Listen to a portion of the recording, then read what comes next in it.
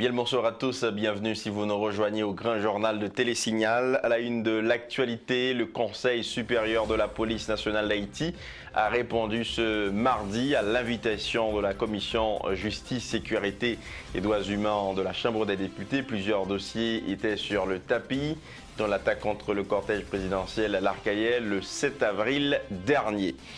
Les enquêtes internes de la police relatives à l'intrusion d'un individu non autorisé au Palais national le 22 avril dernier sont déjà prêtes. La PNH s'active à traduire par devant la justice les fautifs, annonce faite ce mardi par le directeur général de l'institution policière. Et puis crise au sein même du système éducatif haïtien ces derniers temps. Des étudiants de l'école normale supérieure mettent en cause la capacité du ministre de l'Éducation nationale à trouver une alternative et réclament du même coup sa démission. L'ambassade du Mexique en Haïti a fait don ce mardi de kits alimentaires et hygiéniques au ministère de l'Intérieur, un geste qui vise à aider la population du Grand Sud, toujours en difficulté plus de 7 mois après le passage de l'ouragan Mathieu. On fera également un petit coup d'œil à l'étranger, décès de l'ex-dictateur panaméen Manuel Noriega. Il a rendu l'âme dans la nuit d'hier à aujourd'hui. Sa santé était dans un état critique ces dernières semaines. Voilà pour les titres, mesdames, messieurs. À tout de suite.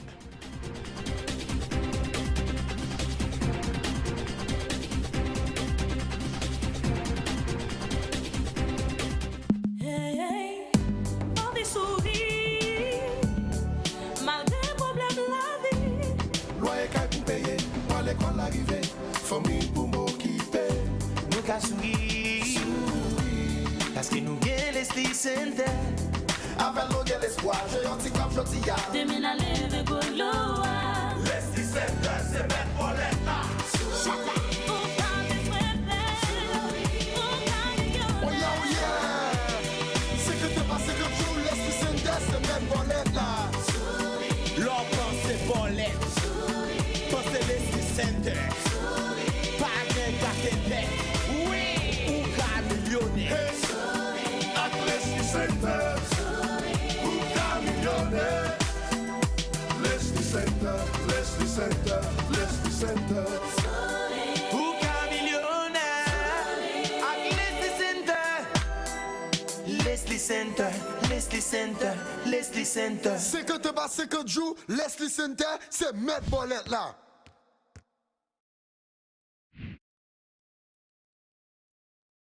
Ministère santé publique a fait population en connaît gen un virus qui pote non Zika qui rive dans le pays d'Haïti, même gens li rive dans quelques pays l'Amérique latine et Caraïbes. C'est maïngouin qui baille virus Zika. C'est peut-être ça. Ministère a demandé tout le monde pour yo détruire toute madlo côté maïngouin kakalé et puis prend précaution pour maïngouin pas piquer. Virus ça baille la fièvre, tête fait mal, j'ai fait mal, douleur avec bouton sous peau. Et puis, ou moun ta wè, yon nou plizye lan signe sa yo, allez presse lan centre santé qui pi prè ou lan pour ka jwenn bon jan soin.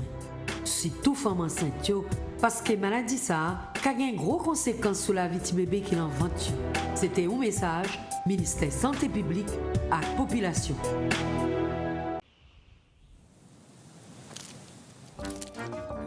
Oui, me sorti la ville là. Oui, sous route, la Cugna. Oui, n'a privé quand même.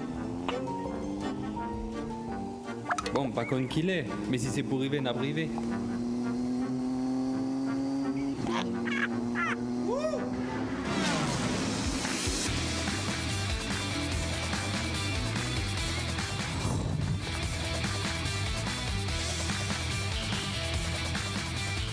Le vrai 4G LTE est maintenant disponible seulement chez Natcom. Faites vous-même la différence. Venez tester le vrai 4G LTE propulsé par Natcom. Jusqu'à 10 fois plus rapide que le 3G de la compétition. Natcom 4G LTE. Venez tester la vitesse du vrai 4G LTE. Natcom, the future is now. Let's go!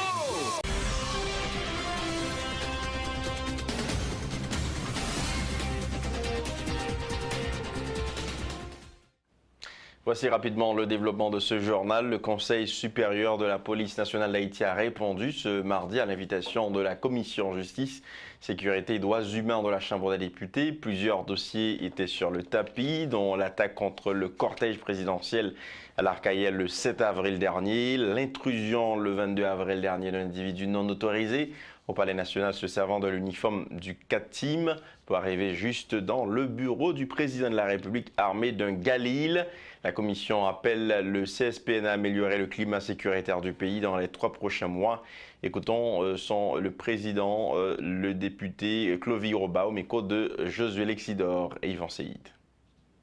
La majorité des actes criminels ont été perpétrés à l'aide des motos.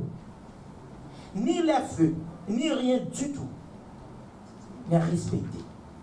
Au lieu de rendre fonctionnels les feux de signalisation, on préfère utiliser des policiers pour assurer la circulation, alors qu'il serait mieux utilisé à contrôler la circulation, en assurant des patrouilles mobiles sur toutes les routes du pays. Certains policiers se comportent comme des mendiants, ce qui fait qu'ils perdent leur autorité face aux infracteurs. Pourquoi se laisser aller cette légèreté, cette débandade? Sur le plan humain, alors en ce qui concerne le respect des droits des détenus, nous ne voyons aucun signe d'évolution quant aux conditions de détention, y compris le problème de la surpopulation carcérale. Il faut dire que ce problème coïncide avec celui de la détention préventive prolongée abusivement. Que proposez-vous, monsieur le commissaire du gouvernement, monsieur le ministre de la Justice AI? Nous voulons avoir des signes clairs que les choses vont évoluer dans le bon sens. Et ce ne doit pas être une question de discours, mais il faut nécessairement aller au-delà des mots. De ce fait, nous vous attendons d'ici 3 mois avec des résultats convaincants. Le directeur général de la PNH, Michel-Ange Déon, informe que les enquêtes internes relatives à l'incident survenu au Palais national le 22 avril dernier sont déjà prêtes. Le numéro 1 de la PNH indique en outre que des dispositions sont prises en vue d'identifier les auteurs de l'incident et de les traduire par devant la justice. Michel-Ange Déon au micro de Josué Lexidor et Yvan Seyid. 2017, comme tout le monde dit à Brani, le cortège président va attaquer sur route nationale numéro 1. Et informé de la situation, nous prenons toute disposition, non seulement pour nous être capables de résoudre le problème rapidement, et faire en sorte que le protégeant lui-même est arrivé à passer, mais tout administrativement, il y a des dispositions qui étaient prises. Et de ces dispositions, nous sommes capables de citer, entre autres, instruction qui était passée rapidement à l'inspecteur général en chef PNH pour être capable de diligenter une enquête qui t'a permettre de nous fixer responsabilité par rapport à l'instruction préalablement qui était baille pour nous contrôler route ça. Et deuxième instruction, elle était conseil des DCPJ pour lutter rapidement ouvrir enquête qui t'a dû permettre dans un premier temps identifier les gens qui cachent derrière ça, interpeller eux et conduire par devant la justice.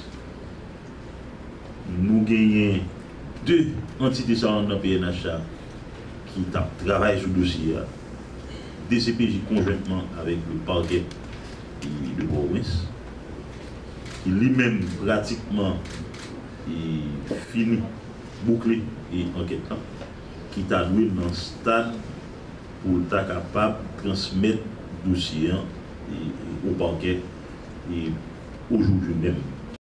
Pour sa part, le commissaire du gouvernement près le tribunal de première instance de Port-au-Prince, Clamé Oknam Dameus, indique que pour l'instant, le dossier est au cabinet d'instruction, qualifiant d'action criminelle l'incident. Le chef du parquet promet de transmettre au juge d'instruction toutes les informations jugées nécessaires et utiles concernant cette affaire. Suivez les précisions de Clamé Oknam Dameus au micro de José Lexidor et Yvan Seyid.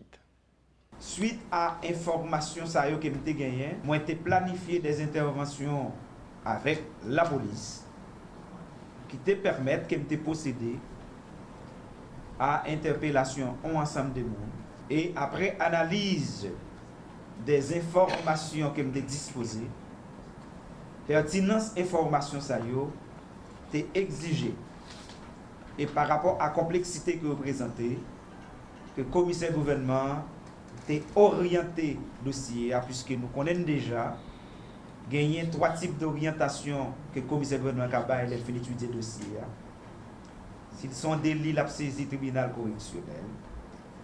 S'ils sont un délit complexe, la saisie cabinet d'instruction. S'ils sont crimes, la saisie tout, il faut l'approfondir enquête là. Dans le cas ça, action qui fait sous cortège présidentiel là, selon la loi haïtienne, li qualifié de un crime. Maintenant, moi j'ai une nécessité pour me saisir cabinet d'instruction et réponse exacte que me kabay à question ça, le dossier se trouve actuellement au cabinet d'instruction. Donc, il y a une instruction criminelle qui est ouverte. Voilà, à niveau dossier aillé, actuellement, en ce qui concerne ma compétence, moi gagné pour me tendre, résultat cabinet d'instruction. Entre-temps, à chaque fois moi gagné de nouvelles informations, moi transmettre au juge d'instruction à titre de supplément d'information. Le député de la circonscription de l'Arcaïe dénonce les persécutions dont sont l'objet des Archelois, se prononçant contre le décret de 2015 créant la commune des Arcadins. Pierre-Julien Féquière, qui parle de confusion dans les différentes prises de position, suggère la mise sur pied d'une commission parlementaire chargée d'enquêter sur l'attaque perpétrée contre le cortège présidentiel le 7 avril dernier. Nous l'écoutons. Premier, ça moi-même noté, c'est une confusion totale. Sous question. Nous ne pouvons pas accepter que le commissaire gouvernement qualifie lui-même de crime, parce que témoin qui est là au bail des versions, nous entendons dans la presse, et nous entendons que ça la presse dit. À partir de l'ensemble de confusion, ça, nous ne pouvons pas quitter que et ça passe, ça privé au nous qualificatif ça qui sont crimes. Un crime il faut le planifier avant la commissaire à joindre. Un crime il faut des auteurs qui étaient là-dedans. Avant la auteurs. Pour citoyens à Kaye arrêté, gens arrêté signale l'assemblée la persécution politique. Et il y a un ensemble de noms qui ont annoncé qu'ils mettaient sous liste et fait chantage. Et pour nous, c'est leader politique à Kaye, non sous liste, avocat. De pouvoir parler dans les affaires que nous avons un héritage pour le ministre, pour battre là-dedans. Et mon fameux livre que le président m'a dit, il a créé l'affaire des communes des Acadiens. Bon, il y a une dimension de parle, il y a un intérêt de parle, mais moi-même, m'estime président Obama, moi-même m'estime que c'est pour le Parlement prendre un dossier ça, pour nous-mêmes tout, nous-mêmes commission justice. Nous allons souterrain dans le cadre d'évaluation, enquête par nous, pour nous rendre la population service en tant que député du peuple, pour nous-mêmes évaluer ça gain en tout, parce que c'est une confusion totale. C'était annoncé en titre, les étudiants de l'école normale supérieure mettent en cause la capacité et la responsabilité du ministre de l'Éducation nationale, Pierre-Josué Agénor-Cadet, à gérer la crise qui secoue le système éducatif haïtien ces derniers temps.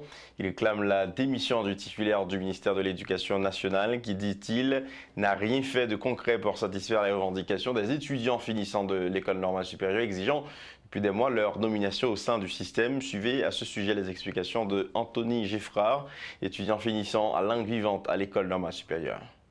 Ministre, ça, éducation nationale, non pays, tu as un personnage moral, puisque tu as un modèle pour la société. Côté que nous avons une crise de société, donc ministre de l'Éducation tu as un personnage qui a une preuve d'une certaine résistance face à problème de valeur qui est dans la société, donc il n'est pas capable de montrer un comportement aussi immoral. Côté que la mentir à la nation, la mentir à la jeunesse. Professeur dans la rue a demandé toucher, élève dans la rue, directeur dans la rue, donc l'école là dans la rue, pour le ministre de l'Éducation nationale, lui-même il pas mettre canson dans pour résoudre le problème d'éducation, alors que je ne dis c'est preuve d'immoralité que l'a montré, l'a pas menti dans toute la presse. La bonne série de responsabilités côté que nous pas voulu assumer. Je ne dis nous même étudiants finissant l'école normale supérieure qui concernés par dossier éducation, nous comme nous t'ai toujours dit et n'a kembe sur engagement nous parce que nous t'ai sermenté nous-mêmes. Nous pas pour le Brésil, nous pas pour le Chili, c'est pour nous être dans pays nous, pour nous servir pays nous. Donc, ministre de l'Éducation nationale, s'il n'a pas qu'à prendre responsabilité dans le cadre de dossier, c'est pour le démissionner. C'est pour laisser le ministère pour aller pour citoyens conséquents, qui ont capacité, qui ont compétence, qui ont qualité pour ça, prendre fonction ça pour résoudre le problème d'éducation dans le pays. Pour élèves rentrer dans la salle de classe, pour joindre professeur, donc professeur rentrer dans la salle de classe et étudiants ça fin fait stage, yo même tout, il a complété quantité d'enseignants qui qualifient dans la salle de classe, pour directeur rentrer, donc pour l'école la reconstituer et pour la société à tout, une série de valeurs qu'elle a perdues pour le rejoindre. Réaction, le ministre de l'Éducation nationale et de la formation professionnelle, Pierre-Josué Agénor-Cadet, a procédé ce mardi à l'inauguration du nouveau bâtiment de l'école normale, l'école nationale Guillaume Manigat à la rue Charron. Cette infrastructure construite selon les normes parasismiques a divisé 3 bâtiments pour accueillir 720 élèves. Les travaux de reconstruction ont coûté plus de 50 millions de goudes, a informé le ministre Cadet qui appelle à la protection du bâtiment reconstruit. Suivez au micro de Pierre-Luc Crevange et Jasmin Denis ces déclarations. L'école nationale Guillaume Manigat est un patrimoine commun mis au service des générations d'enfants d'aujourd'hui et de demain. Elle sert plusieurs quartiers, bien sûr, et c'est une bouffée d'air pour les parents haïtiens si soucieux de l'éducation de leurs enfants. Je vous demande de protéger cette fierté, non seulement pour la zone, non seulement pour le département de l'Ouest, mais encore pour Haïti. Cette fierté mérite une grande protection. L'école là, c'est pour nous. Il faut que nous protégions pour l'autre petit monde qui a joué bénéfice éducation, qui c'est le plus gros outil au monde capable de. L'événement de ce matin illustre le dynamisme de la coopération Haïti-Suisse dans le domaine de l'éducation. Et en ce sens, le ministère de l'Éducation nationale et de la formation professionnelle souhaite la poursuite du programme de reconstruction d'écoles qui arrive sous peu à son terme. Ce programme qui touche les bénéficiaires directs, les enfants haïtiens, permet de créer un environnement plus favorable à un cadre d'apprentissage. La reconstruction de cette école détruite par le tremblement de terre de 2010 a été financée par Suisse. Son ambassadeur en Haïti, Jean-Luc Virchaud, profite de cette inauguration pour faire un bilan des contributions apportées par son pays dans le domaine de l'éducation en Haïti. Le diplomate a renouvelé l'engagement de son pays de continuer à accompagner ce secteur dans l'intérêt de la jeunesse haïtienne. On l'écoute au micro de Pierre-Luc Crevange et Jasmin Denis. Depuis le séisme du 12 janvier 2010, la Suisse a renforcé sa coopération avec la République d'Haïti. Aux côtés du gouvernement haïtien, plus précisément du ministère de l'Éducation et de la Formation professionnelle, la Suisse a manifesté sa solidarité dans la recherche de solutions de construction qui garantissent la sécurité, le bien-être de la communauté scolaire. Les interventions de la Suisse se sont basées sur les priorités et besoins d'Haïti tels que définis dans son plan d'action pour le relèvement et le développement national qui date de 2010. En réponse aux besoins du gouvernement haïtien de renforcer la sécurité dans les infrastructures scolaires pour offrir aux écoliers haïtiens un meilleur cadre d'apprentissage, la Suisse, en appui au ministère de l'Éducation, a développé le programme d'appui à la reconstruction des infrastructures scolaires dénommé PARIS. Ce programme répond aux priorités du ministère de l'Éducation nationale. À travers ce programme qui a démarré en décembre 2010, la Suisse a prévu de coopérer avec le gouvernement d'Haïti sur une période qui va jusqu'à fin 2017. Donc nous nous retrouvons à la fin de programme et ce programme va se clôturer à la fin de cette année. Et sur la base d'un engagement budgétaire d'environ 20 millions de dollars sur l'ensemble de ces années. Avec un programme issu de l'urgence et agissant dans le secteur de l'éducation, la Suisse apporte ainsi sa contribution à la construction d'un des piliers du développement d'Haïti. Dans sa mise en œuvre, ce programme couvre diverses étapes dans la construction des infrastructures scolaires, depuis les études en passant par le pilotage, la construction et la supervision, jusqu'à l'entretien des bâtiments. La valeur ajoutée de la Suisse, basée sur son savoir-faire dans le domaine de la reconstruction, nous a permis d'offrir des infrastructures scolaires solides, sécuritaires, confortables, qui sont un élément incontournable pour une éducation de qualité à destination de la communauté scolaire. La coordonnatrice générale du programme national de cantine scolaire, Falaise Laguerre, a effectué ce mardi une visite à l'École nationale République de Colombie en vue de constater les produits dans lesquels les élèves prennent quotidiennement leur repas dans le cadre du dit programme. Le responsable a exprimé son intention d'améliorer la qualité du programme en question, de mieux équilibrer les repas des élèves. On l'écoute au micro de OS103, Néphésé Mathieu. Étant que coordonnatrice générale PNCS, son gros souci pour nous, jamais sur PNCS la baille Timoun manger et garder dans quelles conditions Timoun yo a manger. Nous déplacer, nous allons avec yeux nous, nous attendons avec oreilles nous, pour nous voir est-ce que Timoun nous yo manger régulièrement et dans quelles conditions Timoun yo a manger.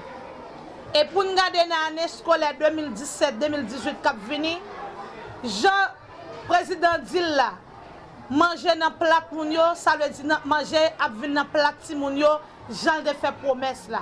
C'est ça que nous venons chita avec directrice là, madame Guerda, pour que l'année scolaire qui venir, pour que nous ayons un menu qui balance. Parce que nous faisons de grands soucis pour que nous gardions la question santé nutritionnelle de le programme national cantine scolaire, c'est manger, qualité manger que vous avez. Manger avec eux, non seulement pour montrer que la coordonnatrice vient manger avec eux, et ceci, nous fait ça dans tout le pays. L'on arrive dans l'école là, même manger, si nous manger pour celle-là, nous-mêmes nous manger avec eux. On a visité plusieurs écoles pour nous garder dans quelles conditions nous manger. Autre nouvelle, l'ambassade du Mexique en Haïti a remis ce mardi au ministère de l'Intérieur des kits alimentaires et hygiéniques destinés à la population du Grand Sud, toujours en difficulté plus de 7 mois après le passage de l'ouragan Mathieu. Le chef du cabinet du ministre se veut rassurant. L'aide touchera l'aide nécessitée et sera distribuée dans de bonnes conditions. On l'écoute. L'immense honneur de prendre la parole au nom du peuple haïtien et d'exprimer toute sa gratitude envers le peuple et le gouvernement mexicain.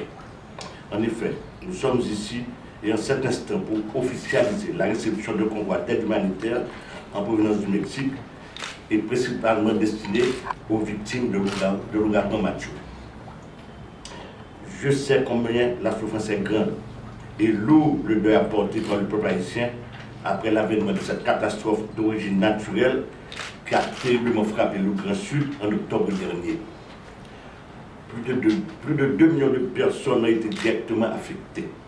Les pertes en vies humaines, la destruction des logements, des infrastructures et des récoltes, le choléra, l'insécurité alimentaire et d'autres malheurs encore posent aujourd'hui de grands défis à l'État haïtien. Maintenant qu'il s'agit de passer la phase de relèvement et de procéder à la reconstruction du Grand Sud, le chantier est immense. Le chef de l'État, son excellence Jovenel Moïse, on est pleinement conscient et de concert avec le chef du gouvernement, son Excellence M. Jacques de La Fontaine. Il a déjà entrepris un ensemble d'interventions en vue d'améliorer substantiellement les conditions de vie des victimes de l'ouragan Mathieu.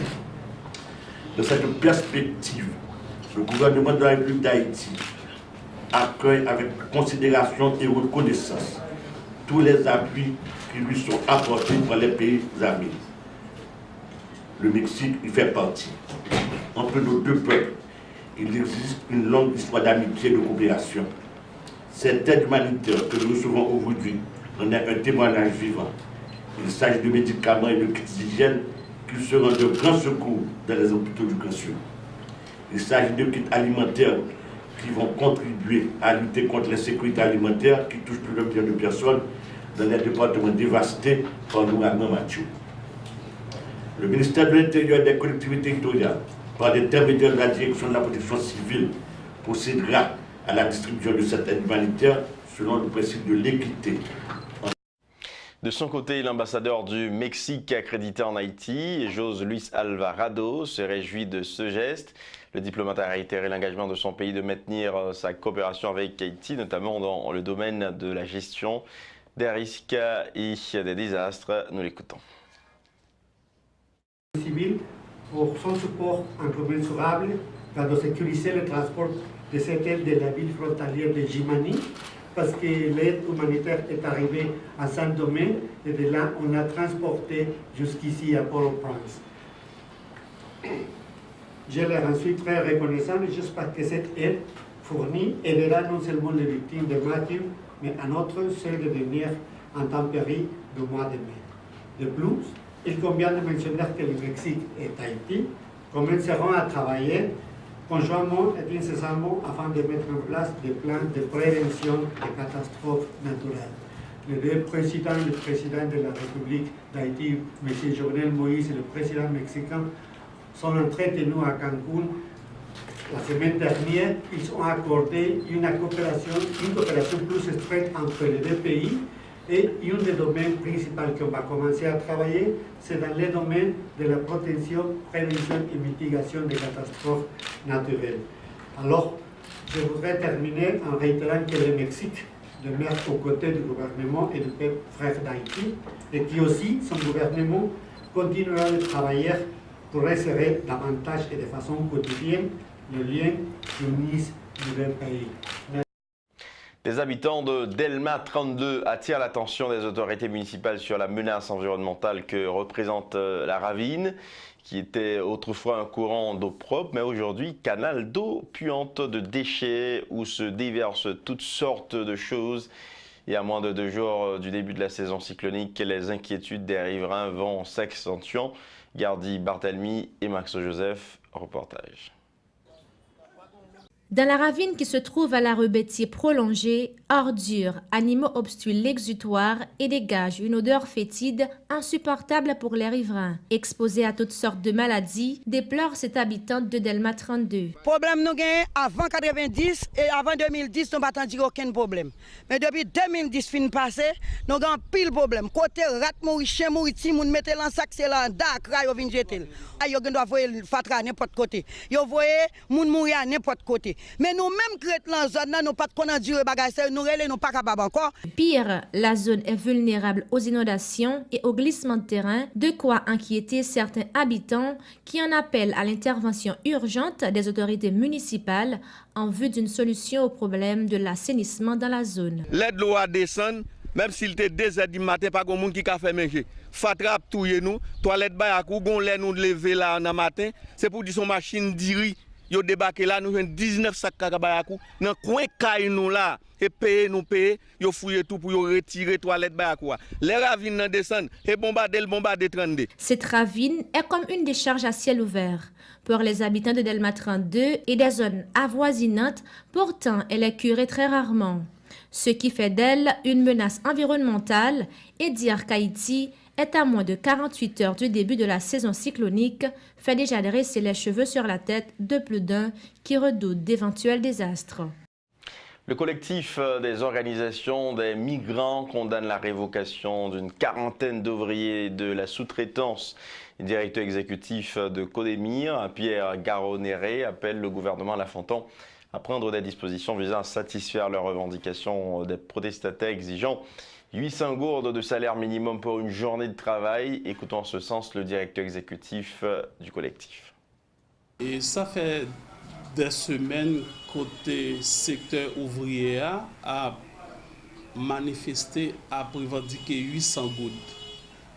Et nous, au lieu que pour le gouvernement Jovenel Moïse Lafontan, tachita sous ça pour voir comment il est capable de satisfaire les revendications de nous, en Codemir, c'est banaliser une revendication nous estimons que qui est très juste. Et l'obgardé et dans la semaine qui s'est passée, nous avons révoqué plus de 40 ouvriers et ouvriers ça ont manifesté, nous avons victimes de brutalité policière. Et dans ça nous-mêmes dans Codemir, nous condamnons ça. Nous demandons au gouvernement, en particulier qui c'est Conseil supérieur salaire, pour chita sur question ça, pour être capable de prendre des mesures, pour être capable de satisfaire les revendications mondiales. Parce que je dis, avec question de la pauvreté, le coût de la vie, 800 gouttes, vraiment pas représenter rien pour une famille qui est petite, pour voir l'école, qui n'a fait mal. Et nous-mêmes, en tant qu'Codemir, nous demandons pour le gouvernement prendre des mesures appropriées pour satisfaire les revendications ouvrières. Nous-mêmes, nous estimons qui est vraiment juste. Autre information, le centre biblique Notre-Dame du Fatima CBNDF a lancé ce mardi la 8e édition de la caravane mariale en vue de continuer à marquer les 100 ans d'apparition de la Vierge Marie au Portugal. Cette caravane, baptisée Caravane de l'Amour, se déroulera dans le département du Sud-Est au diocèse de Jacmel les 3 et 4 juin prochains. Les responsables invitent les fidèles à venir participer à cet événement de foi, comme il l'avait fait lors des éditions précédentes. Suivez au micro de Pierre Lunique Revanche et Max Joseph sa déclaration. C'est avec grand plaisir nous venons annoncer que 8e caravane arrivé. C'est samedi 3 pour arriver 4 juin Cap Vinila dans le diocèse Jacmel et c'est la caravane de l'amour. C'est caravane moun qui gen blessure dans cœur yo, caravane Marie-Madeleine yo, caravane moun qui prend coup yo pas t'attendre et qui gen cœur yo déchiré, qui gen âme yo déchiré. Jésus qui a ses rendez-vous avec nous à Jacmel pour que vraiment dans son grand amour, il porte guérison pour tout cœur ça yo qui blessé et dans mi-temps la nuit là, nous parlons une prière aux deux cœurs, les cœurs unis de Jésus et de Marie, pour nous demander un grand pansement, une grande guérison de cœur, non seulement pour les pèlerins, mais pour tout le monde qui vit dans le pays d'Haïti. Caravane de l'amour, 8e caravane mariale à Jacmel, c'est une occasion pour que nous tous ensemble, nous reconnaissons non seulement mal que nous faisons l'autre là, mais nous tous ensemble, nous allons chercher pardon pour une réconciliation radicale. Alors dans la caravane, ça, nous avons exhorté déjà, avant même que nous prenions route là, samedi 3, tout ça qui est capable de manifester bonne volonté, prend chemin la confession, prend chemin réconciliation, prend chemin une by l'autre la main, prend chemin la vie ensemble, pour que au moins le nous arriver dans la caravane, ça, pour nous vivre une fête, pour nous vivre dans le remède. Pour nous vivre, eh bien, ça nous relève partager la vie, l'amour, dans sous l'amour même qui c'est Jésus-Christ. Un bref coup d'œil à l'étranger, mort de Noriega, ex-dictateur panaméen. L'ancien dictateur Manuel Noriega est mort dans la nuit du lundi 29 au mardi 30 mai à l'âge de 83 ans, a annoncé le secrétaire d'État à la communication. Noriega avait été opéré le 7 mars d'une tumeur bénigne au cerveau dans un délai de Panama City, dans un cerveau, mais a souffert par la suite d'une hémorragie cérébrale.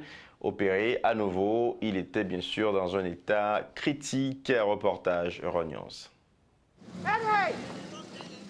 L'ancien dictateur du Panama, Manuel Noriega, est mort la nuit dernière à l'âge de 83 ans. Il était hospitalisé depuis mars dernier à cause d'une tumeur cérébrale. Opéré une première fois de cette tumeur bénigne dans un hôpital de Panama City, il avait dû être opéré une seconde fois en raison d'une hémorragie cérébrale. Il aura survécu quelques semaines seulement. L'ancien dictateur, qui avait pris le pouvoir en 1983 avant d'être chassé par les forces américaines en 1989, purgeait une peine pour la disparition d'opposants politiques sous son régime à la prison El Renasser. Sa famille avait demandé à plusieurs reprises en vain une assignation à résidence permanente de l'ancien dictateur en raison de ses nombreux problèmes de santé. Le président français a reçu lundi son homologue russe à Versailles. La relation bilatérale dégradée ainsi que l'Ukraine, la Syrie figurent au centre des discussions. Vladimir Poutine a été invité par Emmanuel Macron pour inaugurer une exposition sur les 300 ans des relations franco-russes. Vladimir Poutine et Emmanuel Macron se sont entretenus en tête-à-tête avant de partager un déjeuner de travail. Reportage Euronews. Paris et Moscou célèbrent le 300e anniversaire de leurs relations diplomatiques, des relations qui ne sont pas toujours au beau fixe. Si Emmanuel Macron a accueilli avec faste son homologue russe à Versailles, il a fait part de son point de vue sur la Syrie notamment. Il est indispensable de pouvoir discuter avec l'ensemble des parties en présence. Et en effet, discuter avec l'ensemble des parties prenantes du conflit syrien, y compris les représentants de M. Bachar el-Assad. Le président français menace la Syrie de représailles en cas d'attaque chimique. Damas et son allié russe sont prévenus. Autre point de désaccord, l'Ukraine et les sanctions contre le Kremlin après l'annexion de la Crimée. Vous avez demandé en quoi les sanctions contre la Russie aideraient à résoudre la crise dans le sud-est de l'Ukraine. En rien. J'en appelle donc à vous et aux médias français. Vous devriez vous battre pour la levée des restrictions dans l'économie mondiale.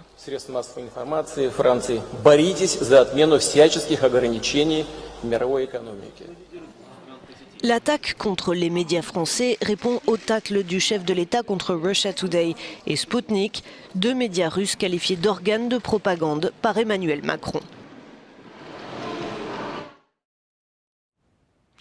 À présent, dernier rappel des titres de l'actualité. Le Conseil supérieur de la police nationale a répondu ce mardi à l'invitation de la Commission justice, sécurité et droits humains de la Chambre des députés. Plusieurs dossiers étaient sur le tapis, dont l'attaque contre le cortège présidentiel à l'Arcaillet le 7 avril dernier. Les enquêtes internes de la police nationale d'Haïti relatives à l'intrusion d'un individu non autorisé au Palais national le 22 avril dernier sont déjà prêtes. La PNH s'active à traduire par devant la justice les fautifs, annonce faite ce mardi par le directeur général de l'institution policière.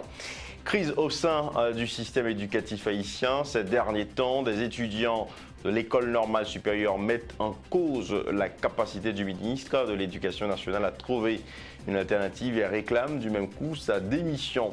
L'ambassade du Mexique en Haïti a fait don ce mardi de kits alimentaires et hygiéniques au ministère de l'Intérieur, un geste qui vise à aider la population du Grand Sud, toujours en difficulté plus de 7 mois après le passage de l'ouragan Mathieu. À l'étranger, décès de l'ex-dictateur panaméen Manuel Noriega. Il a rendu l'âme dans la nuit d'hier à aujourd'hui. Sa santé était dans un état critique ces dernières semaines. C'est ici que prend fin ce journal. Merci à vous tous de l'avoir suivi. À très bientôt.